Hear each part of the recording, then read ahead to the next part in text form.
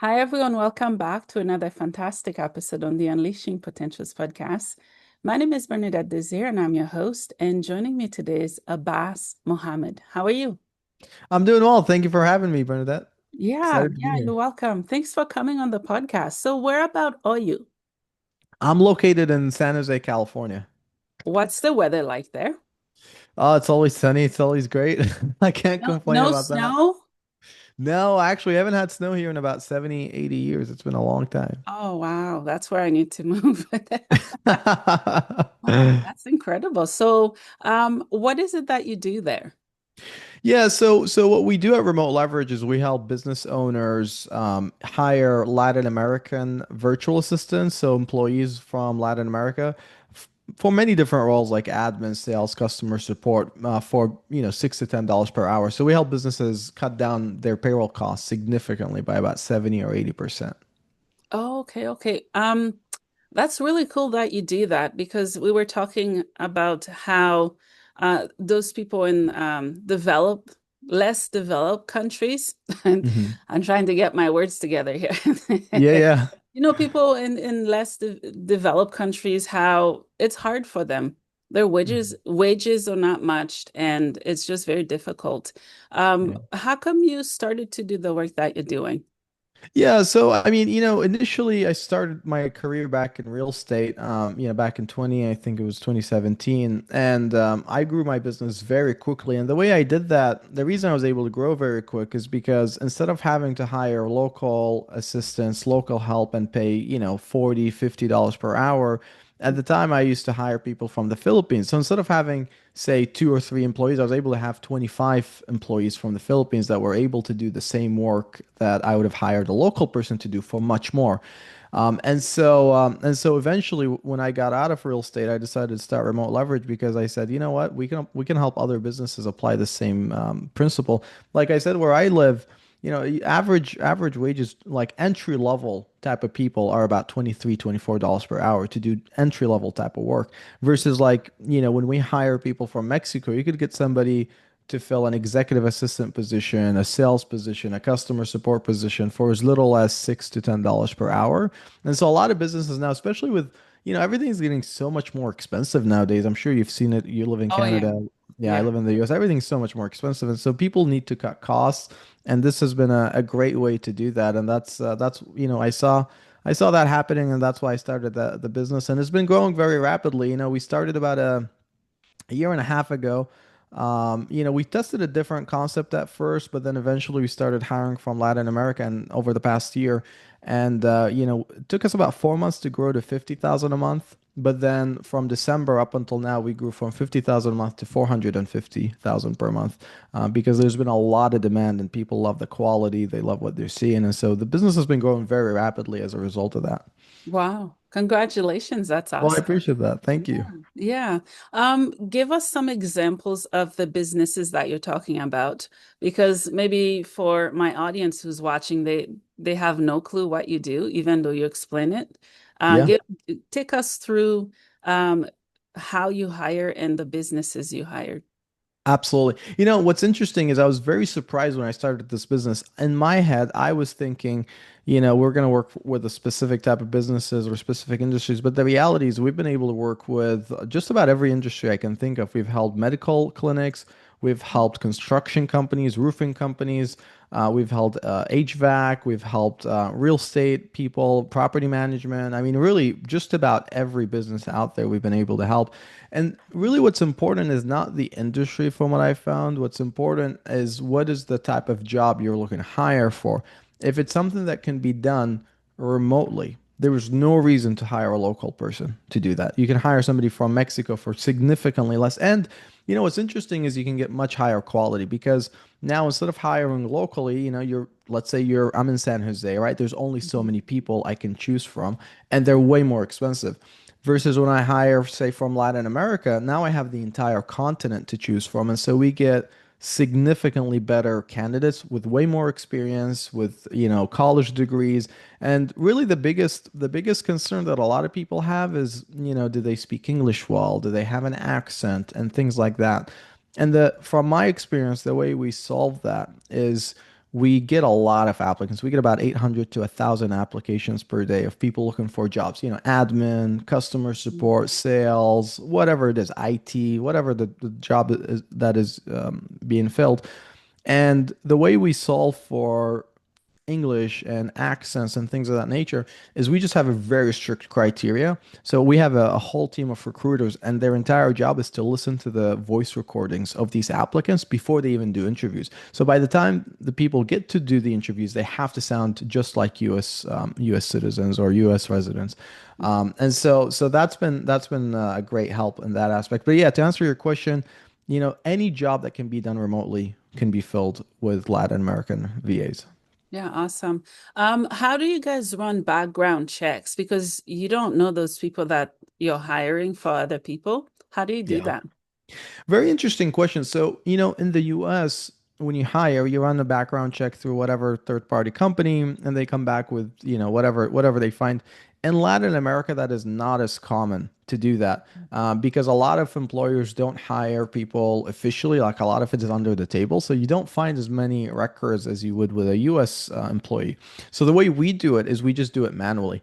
We go through their social media, we go through their LinkedIn, we Hmm. contact previous employers, things like that. But really, what's most important besides that, because that's kind of like surface level, what's most important to us is we have them take assessments. So we have different assessments for different type of jobs that we've created, and those change all the time so that people don't, cheat on them or whatever.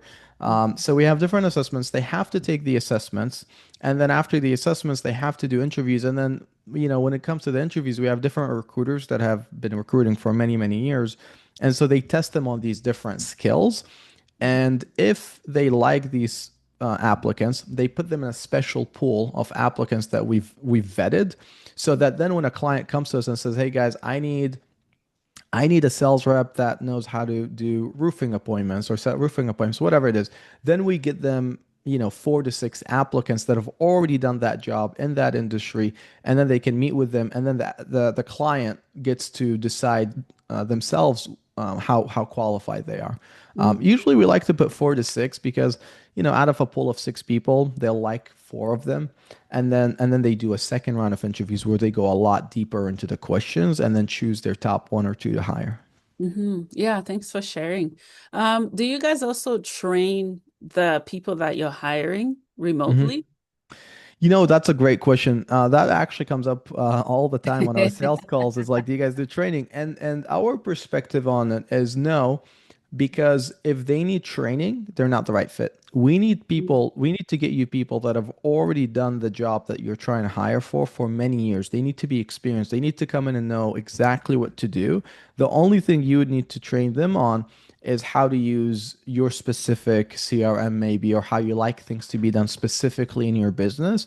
But they need to have experience and industry knowledge to be able to kind of hit the ground running. Otherwise, you're going to waste months trying to train somebody, which is why also we don't hire a lot of people from the Philippines, and we mainly focus on Latin America because what we've seen is that with the Filipino virtual assistants, a lot of times, Bernadette, they tend to be entry level type of applicants, right? They don't have as much experience. They worked for smaller companies. When we hire from Latin America, they tend to have worked for much larger companies like AT&T, Verizon, or whatever other companies out there. And so they come in, and a lot of times, honestly, they know more about how to do the thing that they're being hired for than the business owner that's hiring them. Because most of our clients tend to have between, I would say 1 to 10 employees. So they're not very advanced just yet. They're growing their businesses, and that's why they need to hire help. And so then they bring in somebody who's worked at a company that has had hundreds of employees. So that person comes in, they already know what to do. They've seen how the process should be at a bigger company, and they bring all that knowledge to the business, which is why really we focus a lot on Latin America. Oh, okay, okay. Um, how did you notice the pandemic impacted your business and also other businesses? Yeah, what's interesting is that I started hiring virtual assistants back in 2018, and at the time, it wasn't a very well-known concept. It was a few people were hiring, or some companies were hiring, but it wasn't really that big of a deal. After COVID, a lot more companies have been hiring virtual talent, and the reason behind that is like, everybody just realized, look, do I really need people in the office? And the answer to that is a lot of times no, unless they actually need to perform physical jobs. There's really no reason for them to be in the office. Like recently, we just worked with an HVAC company, for example, and his margins were getting very, very thin. And so what he ended up doing is he basically cut off a lot of his in-person staff. He kept the HVAC people that need to go fix the ACs and all of that, right? Because that's a physical job. We can't outsource that. But then all the admin, the back end support, the customer support, the people handling invoicing and all of that were moved to Latin America. And so he got basically the same result, or actually in some cases even better, because they're really motivated to work out there for significantly less. And then in terms of getting actual labor done, he still kept his on-site team because that's needed to get the ACs fixed, right? So a lot that's just one example, but a lot of companies have been doing that because they've just realized really we don't need people in person. One of the things that I have noticed is that people worry about how do you monitor them? How do you know if they're even doing their jobs or not, right? And that's a major concern. And so the way we've solved that, because it's interesting. Before I even started hiring for other businesses, I started hiring for me specifically. So I've gone through all of these questions, all these problems. And one of them is like, well, you want to make sure that they're actually doing their jobs. If there's somebody physical right next to you, you can see them. You can see that they're actually working. If it's remote, how do you ensure that they are doing their job? And so we use platforms, that we have partnered with, where basically it takes screenshots or videos of the virtual assistant throughout their workday. So it shows exactly what they're working on, shows what time they came in, what time they went on break, what time they exited, and so that kind of helps you monitor them, which really is the only thing that people worry about besides English is how do we monitor them, and so that fixes that. Yeah. Another good question I have for you is relating to AI. Mm. I don't like AI. I don't hate it. I'm just kind of in between. How do you know that the people you hired are not using AI and not actually using their brain to produce the work that you promise people that you're working with? Yeah. So we're big fans of AI. I don't think AI is ready yet to replace people 100%, Mm. but I will tell you that internally at Remote Leverage, with our own employees, not the ones that we hire for our clients, but even with our own employees, we heavily encourage the use of AI because it gets our people to be significantly more productive. And so it's like if I can get you to be 50% more productive, then that means I can hire half the staff to get the same amount of work done. So we actually encourage AI. We have different tools that we subscribe for, like ChatGPT, Claude, and a bunch of other ones because it saves us a lot of money, to be honest with you. Now, having said that, whoever is using AI needs to be competent. They need to be knowledgeable. They need to know what they're doing, so that way they use it as a way to help them move faster, not as a crutch because they don't know what they're doing. We don't want that. Yeah, yeah, because there's a good side and a bad side. Just like 100%. anything in life, right? There's pros and cons. Yeah. Yeah, but Yeah. yeah, I like how you explain it. And I think when AI goes wrong is when people don't know how to use it efficiently and what they're doing. It Yeah. sounds like you're training people to know how to do it. So that's good. 100%. They have to have the experience, they have to have the industry knowledge, so that way they use that as a way to just work faster rather than rely on it to actually get their work done. Because otherwise, AI is not always accurate. I don't know if you've noticed that, but like Oh sometimes yeah. you ask her questions and it comes up with answers that are just, like if you're an expert in that field, that sometimes is not accurate. And so the nice thing about it is if you are an expert, then it will only help you do your job faster. And then if it gives you a wrong answer, you know what to avoid. And that's what we look for. From my experience, I always encourage our clients to hire people that are more tech savvy, more advanced for that reason, because they'll be able to get much more work done than somebody who's not using AI at all. Yeah, yeah. So what's the dream? You're probably already living the dream and helping people with the dream. Are you looking to spread your wings more and connect more around the world with different countries and companies? Because I know you mentioned the Philippines, but Yeah. what are other countries that you've tested your programs with and that you're hoping in the future maybe to do more there? Yeah. So our favorite is always going to be Latin America. And the reason behind that is number one is the cultural alignment. They understand cultural references. They've, watched the same movies as Americans and all of that. So that's always great. That's our number one. The other thing is the time zone, right? They work EST, PST, CST. So it's the same time zone as the US. So you don't have people working midnight shifts or anything like that, right? And then number three is they're very highly educated, they're very skilled, they're very experienced. And so then you can hire people that hit the ground running. So in my opinion, personally for me, most of my team is Latin America. I would say probably about 90%. Now, some of them tend happen to be from the Philippines. And then also we started a few months ago helping our clients hire from Egypt and South Africa. So Egypt and South Africa have been also amazing countries to work with. But I would say honestly, mostly Latin America. And when I say Latin America, by the way, that also means countries in the Caribbean, like Jamaica. Jamaica is another huge one that we love. English is their first language, so obviously that's not even a problem at all, and they're very well educated, very advanced. But really, more than anything, I love the Latin Americans. They work really well. Yeah, yeah. Thanks for sharing. Have you visited there? I've been to Mexico many times. Our target is once we get to 1 million a month, which we're expecting to hit in probably the next 6 months. Once we get to 1 million a month, we'll fly in all the Latin American employees that we have, and just like have a get together somewhere in Wow. Cabo or something. Yeah, that's so cool. That's really cool. Thank you for sharing. Yeah. Let's say there are baby entrepreneurs that are watching. They have a dream. They want to get it done, but they don't know where to start, or they don't start at all out of fear. What would you say to them? Everybody's there. Everybody's been fearful of starting. That's honestly the most challenging part of getting into business. Like I remember when I got into business when I was 18, and my whole thing was, well, what if I drop out of college? I spend a few years trying to start a business, and then I fail, and then all my peers are now way more advanced than I am, right? Or I've disappointed the family or whatever, right? Like we all have these fears, you know Yeah. what I mean? Mhm. At some point, though, you're gonna have to pull the plug and do it because to me, the bigger fear is thinking later on, what would have life been like had I done it? And to me, that's a lot more scary than doing something, failing, and then realizing it just didn't work out. Mhm. Because you'll always be able to go back to the path you're on right now if you need. So I would say that's really the main thing. The other thing is whatever business you get into, you have to be prepared to work a lot of hours. Like even me right now, I've been in business for 8 years, and I work a lot of hours. I work 7 days a week.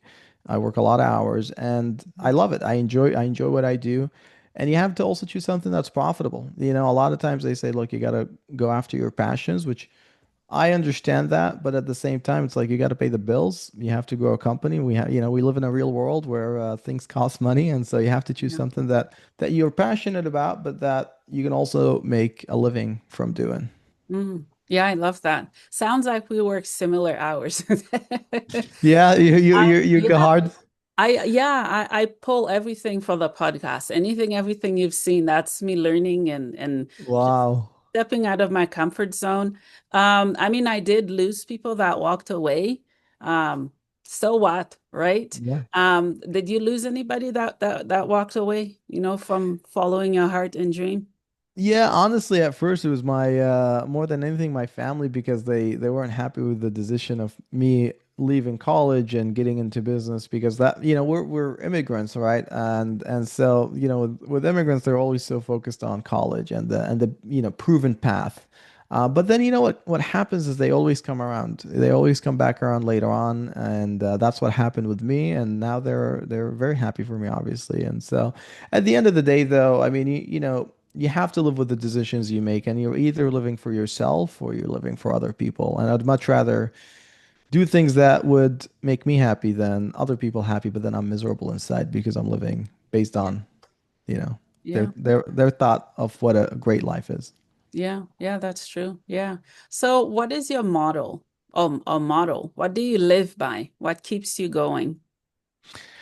That's a great question. Honestly, I would say what motivates me the most is growing the business. And at this point, for me, it's not even about the money because it doesn't change my life that much more. Because like, what are you gonna do with more money, right?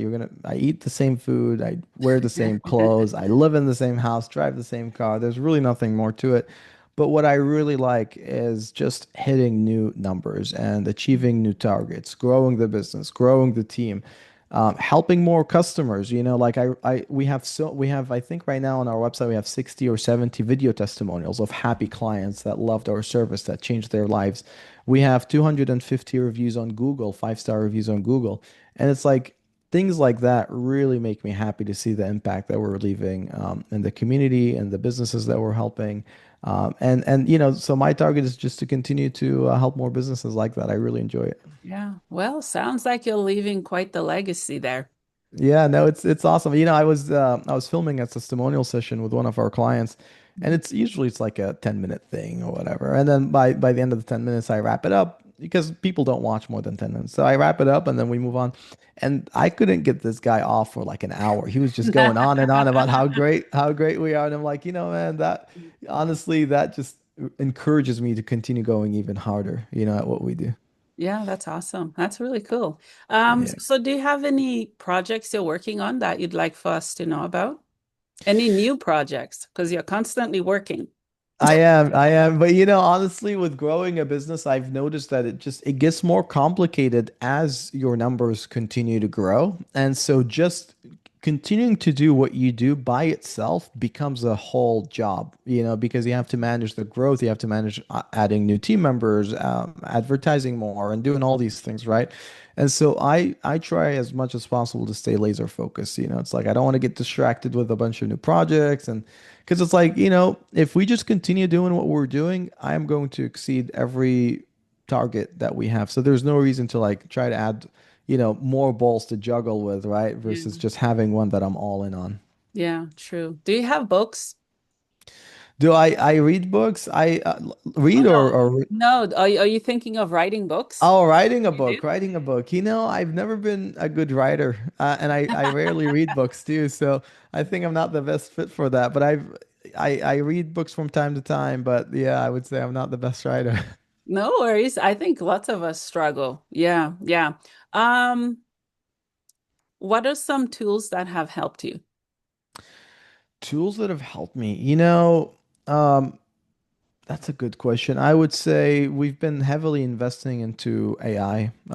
Learning how to use AI properly, developing agents. So like, back in the day, every time we would have resumes, we would have a whole team of people that would go through the resumes, clean them up, and all of that. It takes like 5 minutes per resume. And imagine we have hundreds of clients that we have to send resumes to that we have to clean up. And then over time, we developed a tool where now it takes a few seconds. It took hours per day into a few seconds per day. And so things like that have been extremely helpful. And so we're constantly trying to figure out how to build more AI tools to get us to move faster, be more efficient. Because the cheaper it is for us to run our business, the lower we can push costs down for our clients and give them a better deal and still be profitable. So that's really what we focus on is efficiency. Yeah, yeah, that's really cool. Is there anything else you'd like to share with me or my audience? Honestly, the main thing I would say is that one of my biggest regrets is that I waited too long to hire. It took me 2 years. I was working 16 hours a day for 2 years before I hired my first one. And when I hired my first virtual assistant, I was able to duplicate the amount of work I was doing. And then I hired a second one right away, and then a third one right away, and a fourth one, and a fifth one. And so then I just started hiring so fast. And what's interesting is then I was able to do in 1 week what would take me half a year or a year to accomplish back in the day when I was working by myself. And had I not done that, I would have been stuck working 16 hours a day, making barely any money, stressed out every day. And so I would say if you are struggling with time, if you do think you need help to grow your business, I would highly recommend you look into hiring. The nice thing about hiring Latin American virtual assistants is that they're not that expensive. It's $6 to $10 per hour. If you end up for whatever reason, deciding, look, I'm not I can't continue going for whatever reason. You're not under any contract, so you can stop at any time. But the nice thing about it is that, you do get the ability to start hire, see the results, see the business growth that comes from it. So if that's something you're interested in, the way we do it is we don't even charge people until they decide to hire after they interview. So they interview applicants, they see what they like. If they want to move forward with hiring, that's when we get paid. So the whole process is completely free, risk-free to the client. So if you're interested in checking that out or at least getting more info, just go to the website remoteleverage.com, REMOTELEVERAGE.com. Mhm. And then you can, read a lot of info, book a call with our sales team, have them go through the process. They can also show you samples of what the applicants sound like and the different experience levels and all of that. Mhm. And then if you decide to proceed, then you can do interviews for free until you decide to hire somebody. Yeah, that's awesome. I might look into it Yeah. because Hey, I would need love to help. help you. Yeah, I need help with podcast stuff.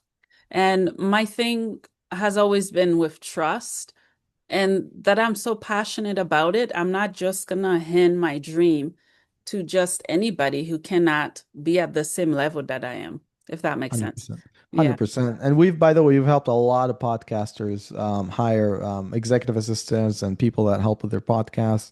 And we have a lot of very experienced people. That's awesome. That's really cool. I Yeah, have one last question for you as we wrap sure. up. What is the meaning of life for you? Ah, good question. The way I look at my life is I think of myself as an 80-year-old person in the future. And I look at what would that 80-year-old person would have wanted to accomplish in his life. And it's multiple different things. I would say one of them is obviously business. I want to achieve a lot of business success. Not just for finances, because like I said, that doesn't matter, but it's just for the sake of achievement. I want to see how far I can push myself and how many businesses we can help and all of that. So that's one. The other is family and, my relationship with my parents, brothers, sisters, wife, obviously, all of that.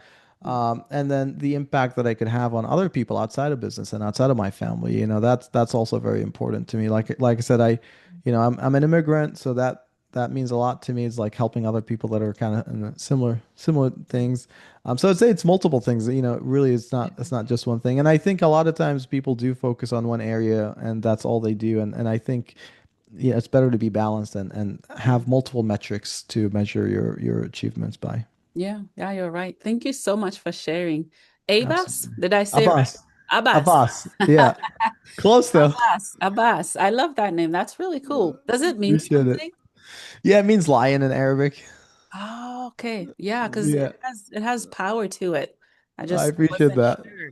Yeah, there's like a big power just to the name alone. That's really cool. I appreciate it. Thank you, Bernadette. Yeah, yeah. Well, thank you, Abbas, for coming on the podcast. Continue to shine, inspire, and empower. Thank you. Thank you for having me. I wish you continued growth as well. Thank you. Thank you so much.